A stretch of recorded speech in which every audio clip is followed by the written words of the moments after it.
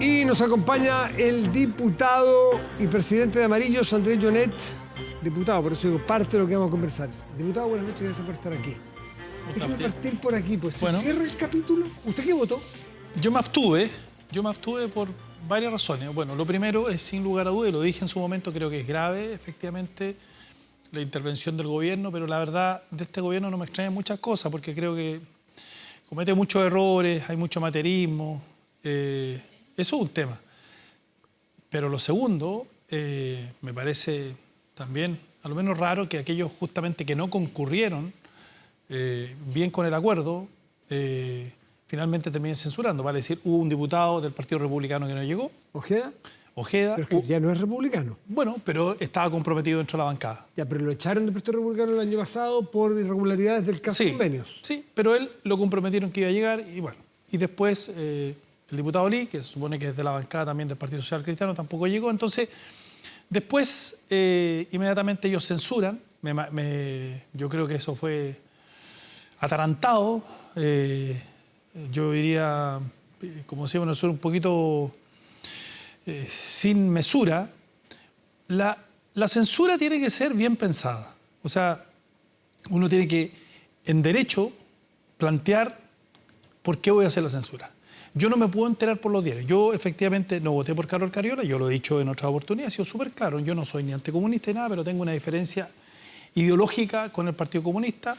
Yo no creo en la lucha de clases, no creo en el gobierno del proletariado. Yo defiendo los derechos humanos aquí y en Venezuela, y el Partido Comunista no. Yo tengo una diferencia de fondo, eso es una cosa. Pero también concurro en que hay un acto democrático, como tú señalaste en la primera parte, que sea por un voto, como fue. Se produjo ese acto democrático, hay una mesa, y hay que darle gobernabilidad a la Cámara y hay que dar también señales. Eso por una parte. Segundo, no me entero, a mí no me gusta que me avisen por la prensa que hay una acusación constitucional. Y tercero, yo espero argumentos en la Cámara hoy día, de fondo, por qué se hace la acusación. Y cuando uno revisa esos argumentos, dos por ejemplo, dice por ejemplo, uno de los argumentos que el gobierno había frenado todas aquellas iniciativas legislativas en materia de seguridad. Primero, no están así. El gobierno puede haber sido mucho mejor en eso, ha sido bastante mediocre en eso, está bien, pero no tiene que ver con esta mesa, primero. Segundo argumento, que efectivamente había una intromisión del gobierno, está bien, es el gobierno, pero no tiene que ver con la mesa. Entonces yo, lo primero es que uno tiene que empezar a ponerle un poquito más de seriedad a la política. ¿Se cierra, Andrés Jonet, con este capítulo? O sea, yo para creo... ustedes, está cerrado por los amarillos. Sí, o sea, para nosotros los demócratas que votamos... a ver, lo que está claro es que si efectivamente el día de mañana la mesa incurre en una falta grave, naturalmente, bueno, perfectamente, como cualquier mesa. Claro. Pero esto queda cerrado ahora, porque, a ver... Hoy no hay antecedentes para insistir con la censura. Para pasar a otros temas... No hay. ¿Sabes lo que pasa? Es que al final lo que a mí me molesta es que yo creo que además la derecha juega un doble juego. Yo no vi ninguna cara larga en Chile Vamos respecto a esta situación, porque en el fondo el costo lo pagábamos nosotros. Voten ustedes, absténganse, total, nosotros no creemos mucho en esto que están haciendo los republicanos. Entonces, la verdad es que la oposición, y la oposición de derecha, no está haciendo bien las cosas. Ser oposición no significa la polarización. Ser oposición significa ser oposición, como en el caso de nosotros hemos sido duros, fuertes, claros, pero con propuestas. Como por ejemplo esto que nos fuimos a Colchanes para ver en terreno lo que pasaba, etc. Hacemos esos temas. Sí, entonces por eso te digo, y termino con esto. Yo creo que tenemos que, en el Congreso primero, tenemos que dar otras señales y también hay que empezar a dar imágenes de honorabilidad. Y aquí, por Dios, que a veces falta honorabilidad respecto de los acuerdos, en fin. Hoy la jueza Rocío Pinilla informó que el Ministerio Público y los creyentes, incluido el Ministerio del Interior, Leo, acusaron a Yaitul de 5 hechos delictivos en calidad de autor. Sí. Es una crónica de Radio Biobío. Un delito contra el orden público, 2 delitos contra el orden público, 2 de usurpación violenta, un hurto simple y atentado en contra de la autoridad a mano armada. 5 casos en los cuales la Corte ha decretado la culpabilidad de Héctor Yaitul. No sabemos todavía, el 7 de mayo se determina cuál va a ser la pena que se le va a dar. Se dice que puede arriesgar hasta 25 años. Hay que esperar.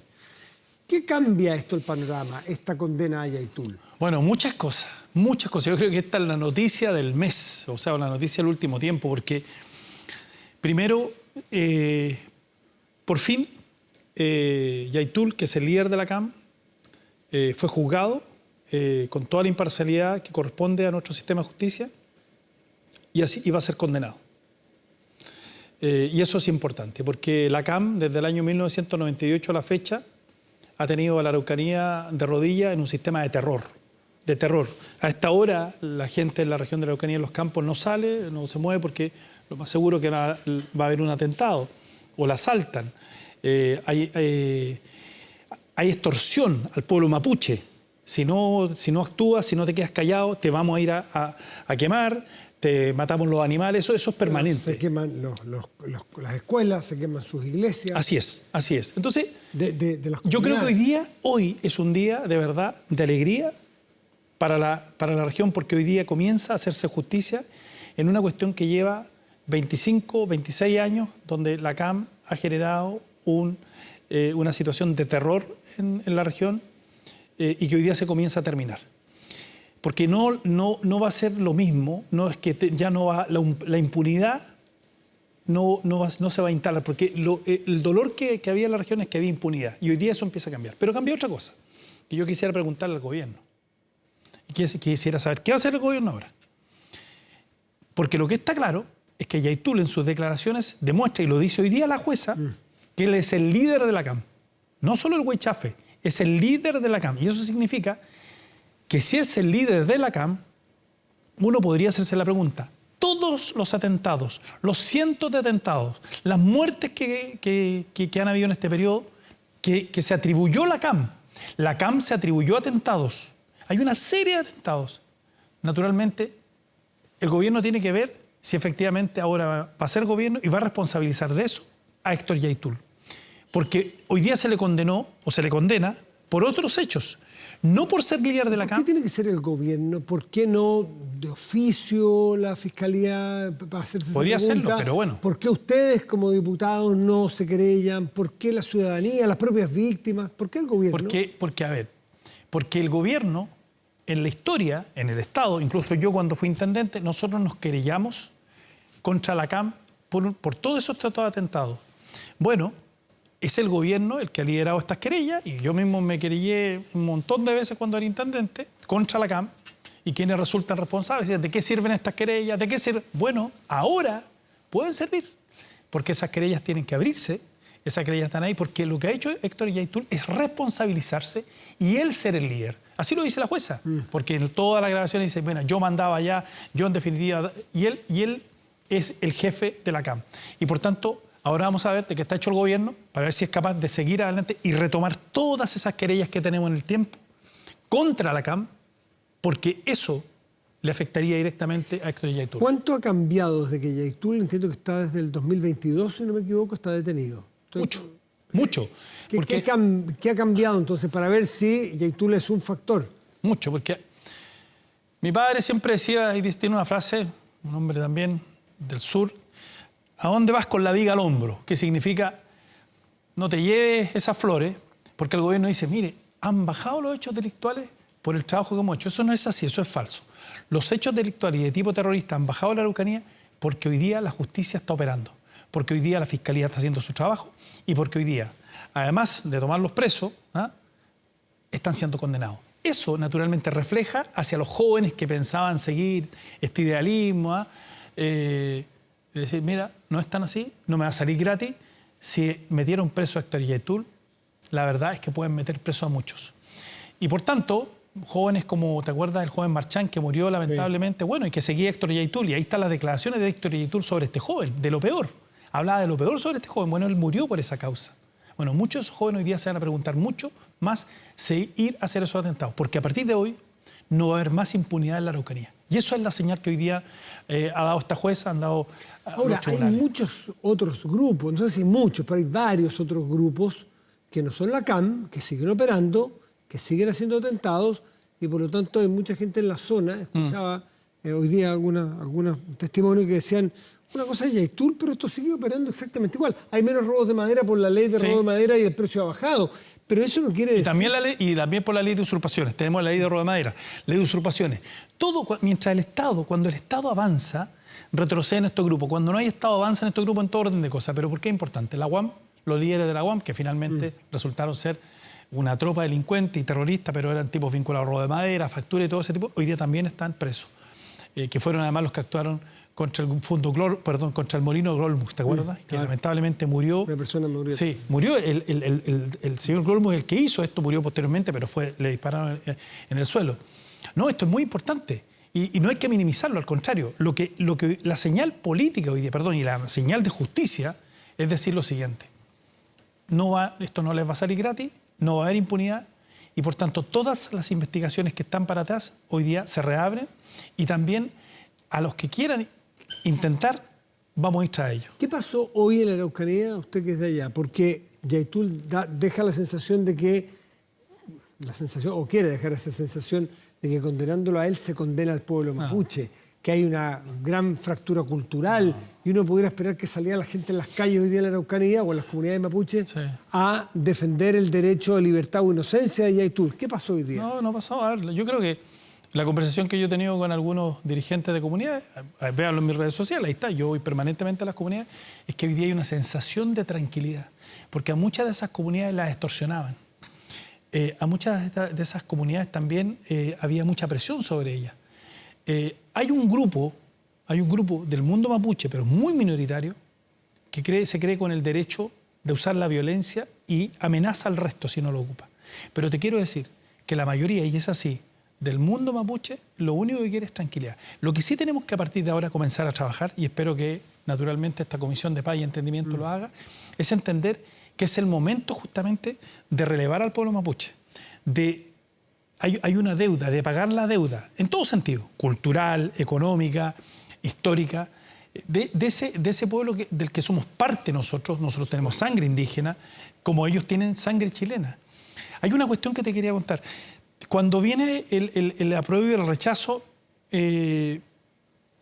mayoritariamente el pueblo mapuche votó rechazo. 70% en esa región. 70% y por 71. Por ejemplo, mira, en el mundo pehuenche, arriba en Lonquimay, me tocó estar en una reunión, estábamos con la comunidad y de repente ya estábamos hablando de los temas, caminos y otras cosas y de repente, bueno, me dicen, ya, pues, diputado, pero ¿y el tema cómo está? Yo dije, mire, ¿para qué vamos a hablar de esto? No, sí, aquí estamos por el rechazo.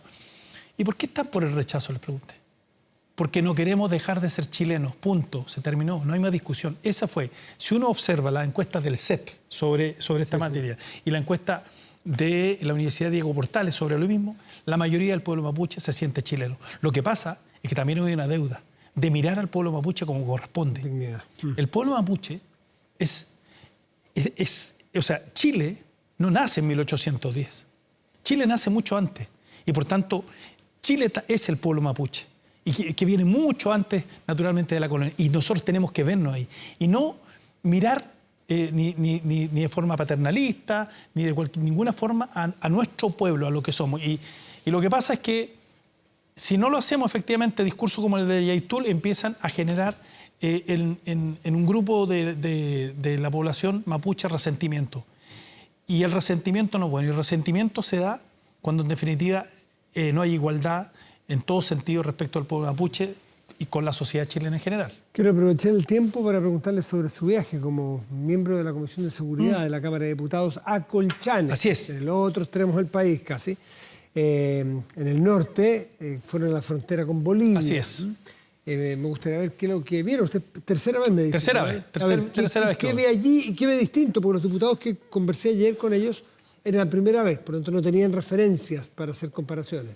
Bueno, yo pedí ese viaje y tenía que ir a Temuco porque además, te digo, se entregaban 1.500 subsidios y todo, pero dije, bueno, vamos a Colchane de nuevo porque voy con los diputados y quiero que vean varias cosas.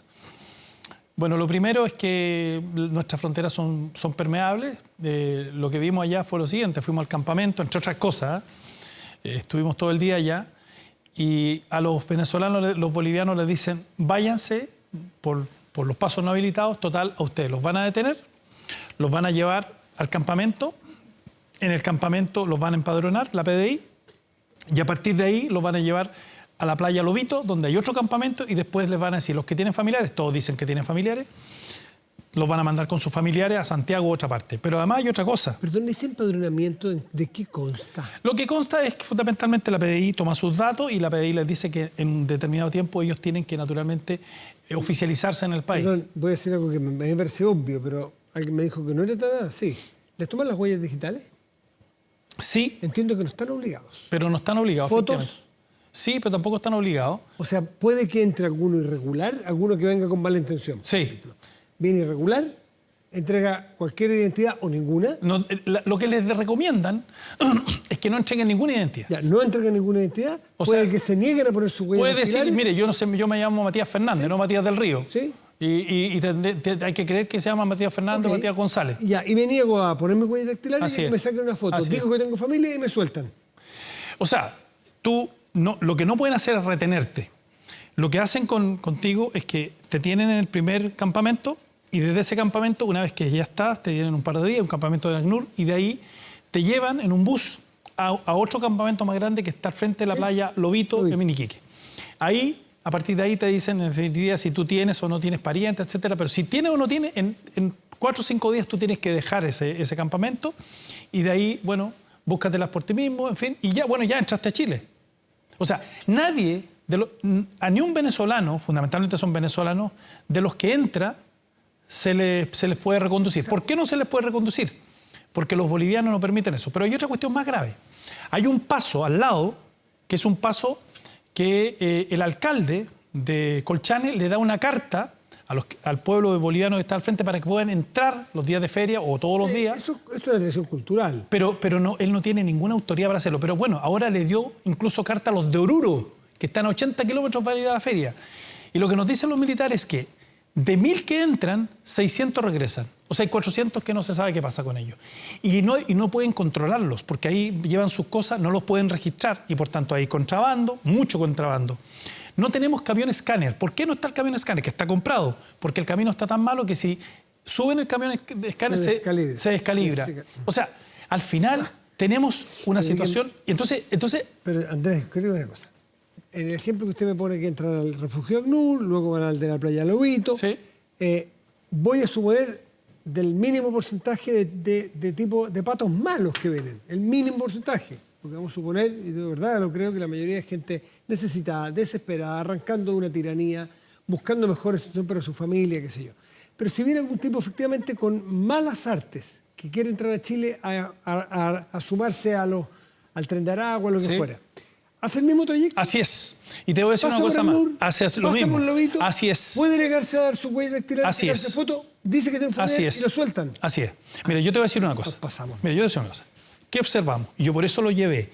Y yo me metí porque ya conozco el campamento y llevé a los diputados y lo llevé a 2 grupos. Había un grupo de jóvenes. No, yo no quiero ser subjetivo pero la impresión que me dieron en definitiva, primero, no, yo vengo a ser barbero, nos dijo uno. Yo vengo a tatuar, yo vengo a la construcción. Pero había otro grupo de una familia con niños que eran profesionales. Ellos no se juntan, estaban separados. Ese grupo no se junta con este. La otra vez vimos lo mismo, ¿ya? Y cuando llegamos allá era otro tipo de personas, la mayoría con profesión, y conversando ortodoxo. Estos otros venían a ver qué pescaban acá en Chile, por decirlo de alguna forma. Entonces, claramente los 2 grupos eran distintos, no se juntan entre ellos. Pero, ¿cómo es posible si usted me dice que más o menos el 100%? Puede que uno por allí se pase, incluso por otra parte nunca supimos de él. Bueno, estamos hablando de más o menos 100, 140 personas todos los días que están ahí, que van moviéndose. Esa es la capacidad del refugio Lobito. Sí, entiendo. no, la capacidad ACNUR, ACNUR. digamos del que está al lado de Colchane. ¿Y se renueva todos los días? Casi todos los días se va renovando y ¿Qué usted que es abogado, es parlamentario, ha sido gobernador? cientista político, todavía no... Cientista político. ¿Por qué algo de sentido común tan básico como, ok, va a entrar, va a hacer lo que quiera, no tengo cómo impedirlo, pero por lo menos póngame sus huellas digitales, por si el día de mañana hay un hecho, que los ha habido lamentablemente, no podemos ser tan inocentes, ha habido hechos de violencia, el último carabinero lo mató un ciudadano venezolano que no venía a hacer el bien. Si en un arma o en el auto donde se subieron ese famoso Honda Accord, donde se arrancaron los 5 que mataron al teniente Sánchez hace una semana, si esas huellas digitales las tenemos registradas creo que facilitaría bastante la investigación. ¿Por qué no hay un proyecto para obligar a que le saquemos la pero foto? a ver, porque mira, la única Si posibilidad... están entrando a nuestro país, les vamos a abrir nuestro país generosamente, al menos que nos colaboren con las huellas digitales y un escaneo, una detección facial. Primero porque no está en escáner. Primero porque ese escáner sí es voluntad, no lo han llevado. Es un escáner facial. No, yo creo que aquí, Matías, primero, yo creo que el gobierno, y siempre le echa la culpa al gobierno anterior, aquí no se ha entendido la dimensión completa de este problema. Primero que las fronteras estaban absolutamente porosas. En enero del 2023 recién nosotros aprobamos, dado que el gobierno ahí presentó el resguardo a la frontera del norte. Aprobamos ese proyecto, pero que es transitorio, que es un poco la situación de lo de la Araucanía. Pero el tema de fondo es otro. No hay una medida completa. Por eso yo planteo este proyecto que ahora nuevamente empieza a tomar fuerza, el de la Policía Militar de Frontera, porque cuando yo planteé eso, varios dijeron, ¿pero qué está hablando? Estamos hablando de que nosotros tenemos a Hezbolá. A Hezbolá, no lo decimos nosotros, lo dicen los brasileños. Recuerda la operación Trapiche, de hace unos días atrás. ¿Y qué es lo que dice la inteligencia brasileña y la inteligencia norteamericana? Que grupos como Hezbolá están vinculados a grupos narcotraficantes, a bandas criminales y, por tanto, estamos hablando que nuestras fronteras hoy día pueden estar absolutamente permeables a ese tipo. Entiendo, me parece haber leído la autoridad, 2.000 kilómetros. ¿Puede ser 2.000 kilómetros de...? No, puede ser mucho. Tenemos 7.000 y tantos kilómetros total. No con en el Argentina, norte. el norte. Con Bolivia y Perú. Creo que eran 2.000 kilómetros. ¿Es imposible poner un policía...? Sí, no, porque no se trata de poner un policía a cada 1 metro. No. Se trata de, en definitiva, coordinar nuestras tres fuerzas y crear una institucionalidad nueva, así como el Estado Mayor Conjunto. El Estado Mayor Conjunto coordina. Es una nueva institucionalidad que tenga inteligencia, que controle los aeropuertos, que controle los puertos y que controle la frontera terrestre, marítima. Nosotros, de hecho, tenemos Directemar, y la frontera aérea y terrestre. Bueno, en una coordinación. Y para eso vamos a tener que tener más militares especializados en la frontera. Hoy día, nuestra amenaza, siempre hay una amenaza de la frontera por temas de seguridad con otros países. Ese es un tema. Pero nuestra gran amenaza, y yo lo vengo diciendo hace 2 años, es el crimen organizado. El crimen organizado está mucho más organizado que cualquier otro Estado, que cualquier otro país. Y por tanto, eso se ha demostrado acá. El crimen organizado entra a Chile, te puede matar a cualquiera. Y lo que no nos puede pasar, y lo que nos va a pasar, si no hacemos algo, es que vamos a seguir avanzando y subiendo escalones. Y vamos a entrar a la colombiana, a la mexicana. ¿Y qué significa eso?